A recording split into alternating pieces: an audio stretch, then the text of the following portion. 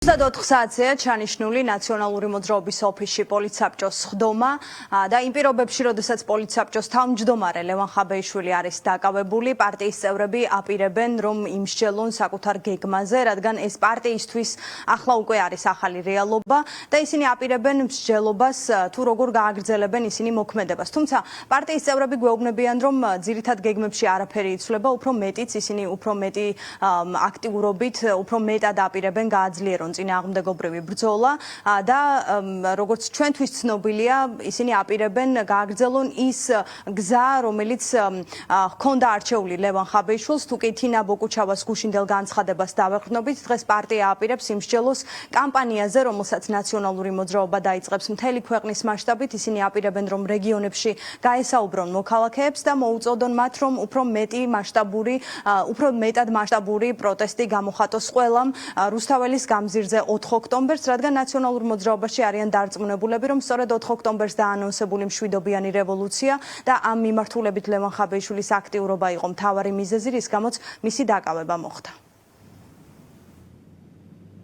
კარგად უნდა ესმოდეს ბიძინა ევანიშვილს და რუსულ ოცნებას, რომ არათუ ლევან ხაბეიშვილი, რომელიც იყო ერთ-ერთი მთავარი მამოძრავებელი ძალა 4 ოქტომბრის აქციის, ყველა პოლიტიკოსი, ან ვინც იბრძოლებს პოლიტიკოსობას, ან ეგრეთ წოდებული, ყველა რო დაიჭირონ მიწკიველზეა, ეს 4 ოქტომბრის აქცია ბიძინა ევანიშვილის მშვიდობიანი დამხობა აუცილებლად შედგება, იმიტომ რომ ეს გადაწყვეტილება აქვს მიღებული ქართულ ხალხს. პირიქით უფრო აქტიურად, უფრო ენერგიულად გავაგრძელებ ჩვენ 4 ოქტომბრისთვის მზადებას. დიახ, გავალთ რეგიონებში, შევხვდებით ყველა ადამიანს, ყველა რაიონში, ყველა ქალაქში, ყველა სოფელში, რომ 4-ში რაც შეიძლება მეტი ვიყოთ იმ საზოგადოების წარმომადგენლებთან ერთად, იმ მსახიობებთან, ექიმებთან, არც მომღერლებთან ერთად, იმ უბრალოდ სტუდენტებთან და უბრალოდ ადამიანებთან ერთად, რომელსაც აღარ უნდათ რუსულ ჭაობში ცხოვრება, აღარ უნდათ რომ იცხონონ სიღარიბეში. 4 ოქტომბრის გეგმებს რაც შეეხება, არაფერი იცვლება, რეჟიმს თუ ეგონა რომ ამით ველს მოასუფთავებდა და ლევანის იზოლირებით ჩააქრობდა იმ მუხტს, იმ ტალღას, რომელიც იგეგმება 4 ოქტომბრისთვის და იმ ბრაზს რაღაცნაირად გაანეიტრალებდა, რაც საზოგადოებაში არსებობს. მე დარწმუნებული ვარ, რომ ეს მოხდება პირიქით.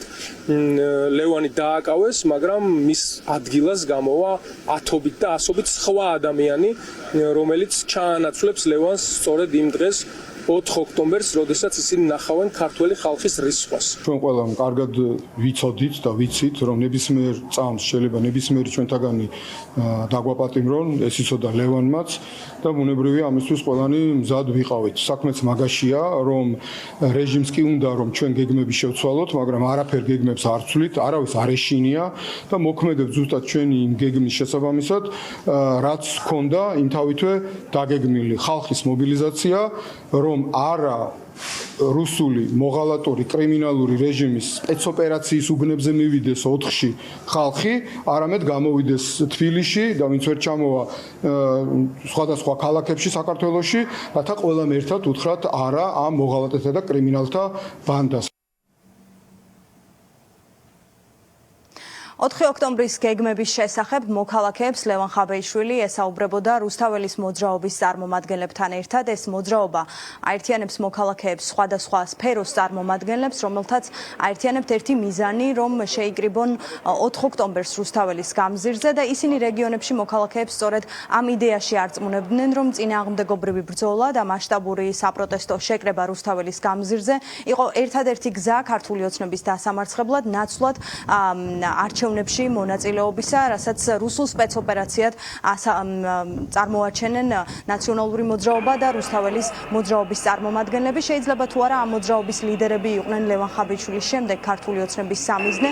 ეს არის კითხვა, რაც გაჩნდა ხაბეიშვილის დაკავების შემდეგ, მაგალითად პაატა ბურჭულაძე არ გამორიცხავს, რომ მოხდეს სხვა ლიდერების, სხვა ორგანიზატორების დაკავებაც, თუმცა ისინიც ასევე გვეუბნებიან, რომ გეგმებში პირიქით არაფერი იცვლება და პირიქით უფრო მეტი მობილიზებაა საჭირო 4 ოქტომბერს იმისთვის, რომ რეალურად საზოგადოების ხმა და საზოგადოების პროტესტი ქართულმა ოცნებამ კარგად დაინახოს. ასეთი უსამართლობა, გაგრძელება ამის აღარ შეიძლება. და ერთი რამეც უნდა ითქვას, 4 ოქტომბერი უკვე მთავრობამ წააგო. ეს უკვე მათ დაყარეს ფარხმალი, იმიტომ რომ გადასულები ამაზე, იმიტომ იციან რომ 5 დილით ეგენი არ იქნებიან. ვის დაიჭერენ, მე დამიჭერენ, რაღაც არ მოეწონებათ ჩემი რა ვიცი სახე ან რა ვიცი დილით თმის ვარცხნილობა და ამაზე შეიძლება დამიჭირო. კი ბატონო, მაგრამ ხალხს ასუზა. რა თქმა უნდა, ყველაფერი შეიძლება განვითარდეს. მე ხა თავიდანვე ვიცოდი, როცა ვიწყებდი მოძრაობას რუსთაველის გამზირს, რომ ესეთი რამე შეიძლება და მოხდარიყო და აი მოხდა ხო ხედავთ, ეს არის უსუსურობის ნიშანი. ადამიანი დააკავეს იმის გამო, რომ პოლიტიკოსმა გააკეთა განცხადება და ჯილდო შესთავაზა, რომ არ ქცემონ, არ თავს არ დაგვესხან, GDD იქნება ეს, პოლიცია იქნება თუ ვინ.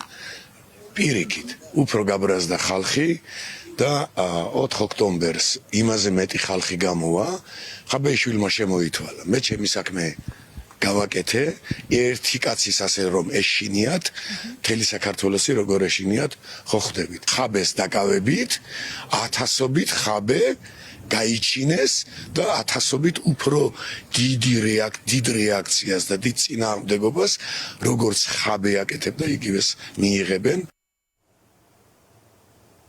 ახლა ჩვენ ველოდებით ნაციონალური მოძრაობის პოლიტსაბჭოს წევრების შეკრებას პარტიის ოფისში.